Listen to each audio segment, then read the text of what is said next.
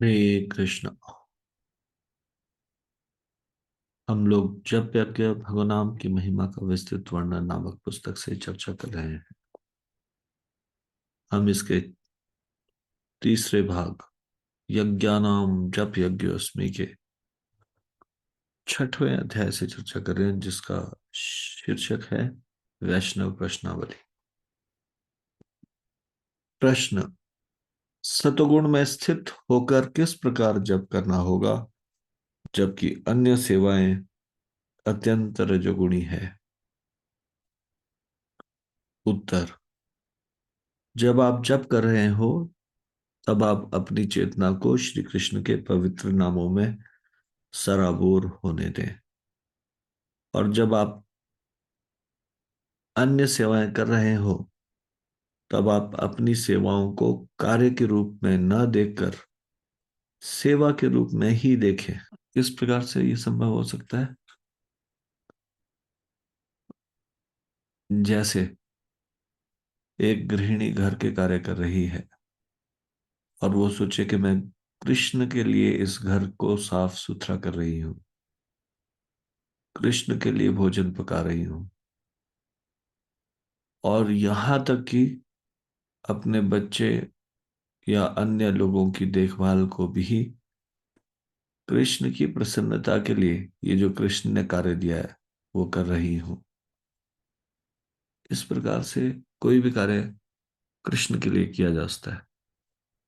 जो लोग नौकरी करते हैं या फिर व्यवसाय करते हैं, वो ये इस प्रकार से देख सकते हैं कि ये व्यवसाय या नौकरी कृष्ण के लिए की जा रही है। कृष्ण के लिए कैसे किया जा सकता है? जो भी उसका रिजल्ट है, वो कृष्ण की सेवा में लगाया जाएगा। जैसे बच्चों का लालन पालन, उनको कृष्ण का भक्त बनाने का प्रयास, हम्म, या अन्य सेवाएं कृष्ण की इच्छा के अनुरूप। हम्म, तो इस प्रकार से जो भी कुछ कार्य हम कर रहे हैं, उसको सेवा के रूप में देखना चाहिए। अर्जुन को युद्ध लड़ना था, इसका अर्थ है उनका क्रोधित होना अनिवार्य था, अन्यथा वे किस प्रकार युद्ध कर पाते। हमें भी शिल प्रभुपाद के आंदोलन में युद्ध करना है, किंतु हमें इसे सेवा के रूप में करना चाहिए। तो आंदोलन में युद्ध करना है का मतलब क्या? एक भक्त का प्रतिदिन माया के साथ युद्ध है, मन के साथ युद्ध है, भौतिक परिवेश के साथ युद्ध है। और प्रचार कार्य करना इस संसार में, यह अपने आप में ही एक युद्ध है। लेकिन हमें इसे कैसे करना चाहिए? सेवा के रूप में करना चाहिए। हमें सदैव श्री कृष्ण का निमित्त मात्र बनकर सेवा करनी चाहिए। प्रभुपाद जी ने जब अपने गुरु के आदेश का पालन करते हुए विदेश गए और उनको 2 बार हार्ट अटैक हुआ, जब वो कार्गो शिप में जा रहे थे, तो वो एक कविता लिखते हैं, जिसमें वो लिखते हैं, मुझे नहीं मालूम कि मैं वहां पे किस प्रकार से लोगों को भक्त बना पाऊंगा, उन लोगों को जिन्होंने कभी जीवन में कृष्ण का नाम नहीं सुना, राम का नाम नहीं सुना। लेकिन मैं आपके हाथों की कठपुतली हूं, जैसे आप मुझे नचाना चाहें नचाएं। यानी कि वो निमित्त मात्र समझ रहे थे। He is just an instrument in the hands of Krishna. इस प्रकार से वो सोच रहे थे। हमें भी ये सोचना चाहिए कि we are just an instruments in the hand of Krishna. तो ऐसे सेवा करनी है कैसे? निमित्त मात्र बन के। जैसे ही हमारा मिथ्या अहंकार बढ़ने लगता है और हम सम्मान और श्रेय की चाह करने लगते हैं, तथा हम सोचते हैं कि क्यों अन्य लोग हमारे परिश्रम व हमारी प्राप्तियों की सराहना नहीं करते, तो इसका अर्थ है कि हम श्री कृष्ण के विश्वास पात्र नहीं हैं तथा उनके अंतरंग होने के योग्य नहीं हैं।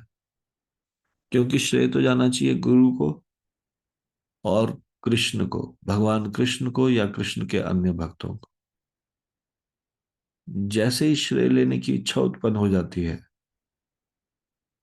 वैसे हम कृष्ण भगवान के अंतरंग बनने के योग्य नहीं है, कृष्ण के क्लोज बनने के योग्य नहीं। क्योंकि जो श्रेय कृष्ण को जाना चाहिए वो हम खुद प्राप्त करना चाहते हैं, तो हम कृष्ण के विश्वास पात्र होने के योग्य नहीं है। तो ये चाह कि लोग हमारे परिश्रम व प्राप्तियों की सराहना करें, ये मिथ्या अहंकार बढ़ने का सूचक है। हम वास्तव में सेवक नहीं है। करना क्या चाहिए? सेवक बन के कार्य करना चाहिए, सारे कार्य को, कृष्ण के सेवक। इस समस्या से निपटने के लिए पहला कदम यह होगा कि हम स्वयं की सेवा की भूमिका को स्वीकार करें। मतलब जब हम बार बार अपने आप से कहेंगे कि मैं कार्य नहीं कर रहा हूं, सेवा कर रहा हूं, कोई भी कार्य करना, on behalf of Krishna I am doing this, I am doing this for the pleasure of Krishna, मैं ये कार्य कर रहा हूं कृष्ण की प्रसन्नता के लिए। तो जब हम सेवक की भूमिका को स्वीकार करेंगे, we are, I am just a servant, तब हम जो भी कुछ करेंगे कृष्ण की इच्छा और वैष्णव की इच्छा को ध्यान में रखते हुए करेंगे, और फिर हम जो भी कुछ करेंगे वो सेवा ही होगी। हम किस प्रकार इस चेतना को बनाए रख सकते हैं?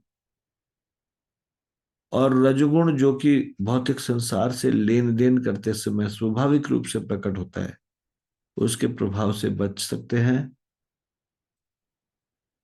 तो अगर हम सुबह के समय में प्रतिदिन कम से कम 16 माला को ध्यान पूर्वक, 16 माला का जप नहीं करना, ध्यान पूर्वक 16 माला का जप करना है। यदि हम ऐसा करते हैं, प्रतिदिन कम से कम 16 माला ध्यान पूर्वक करते हैं, तो ऐसा करना हमारे लिए श्रेयस्कर होगा।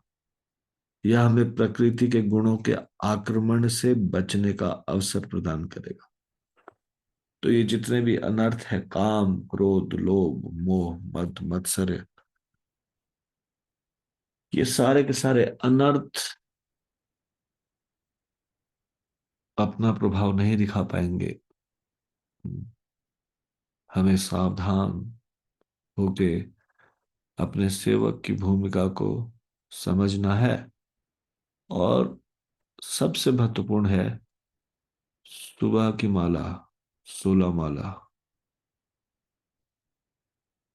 कोई अन्य कार्य करते हुए नहीं, फोकस्ड होके। जब हम फोकस करके होके जब करते हैं तो वो माला जल्दी भी होती है। जब फोकस होके जब नहीं करते तो मन विचार इधर उधर भागते रहते हैं, वही माला में ज्यादा समय लगता है। तो ये बहुत महत्वपूर्ण है कि हम फोकस होके ध्यान पूर्वक 16 माला करें। गुरु महाराज हिज होलीनेस गोपाल कृष्ण गोस्वामी महाराज जी भी अक्सर कहते थे, we should chant 16 attentive rounds, not just only 16 rounds, but 16 attentive rounds। तो हम इसको यहीं पे विराम देते हैं। इससे आगे की चर्चा हम कल करेंगे। श्री जप यज्ञ की जय, श्री हरिनाम संकीर्तन की जय, श्री नाम प्रभु की जय, शिल प्रभुपाद की जय। निताई गौर प्रेमानंदे। हरि हरि बोल।